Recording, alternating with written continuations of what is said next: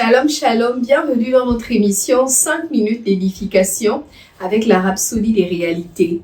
Aujourd'hui, nous sommes le 12 juillet 2026 et Pasteur Chris nous enseigne sur le thème « Un saint baiser, ce que cela signifie vraiment ». Notre verset d'ouverture tiré de Romains 16, le verset 16 nous dit « Saluez-vous les uns les autres par un saint baiser. Toutes les églises de Christ vous saluent. » Lorsque l'apôtre Paul a écrit « Saluez-vous les uns les autres par un saint baiser », il n'introduisait pas un rituel. Il s'exprimait à propos de la sincérité des relations entre les enfants de Dieu. Pour comprendre cela, il faut aller au-delà des apparences. À cette époque, le baiser était une forme courante de salutation. Mais Paul a ajouté un qualificatif « saint ». C'est parce que toutes les marques d'affection ne sont pas forcément sincères.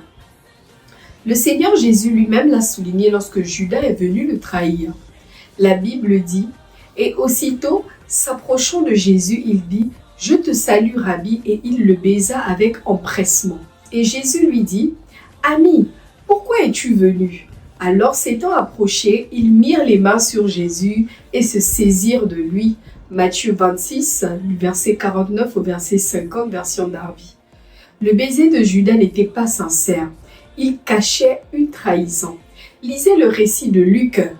Comme il parlait encore, voici une foule arriva. Et celui qui s'appelait Judas, l'un des 12, marchait devant elle. Il s'approcha de Jésus pour le baiser.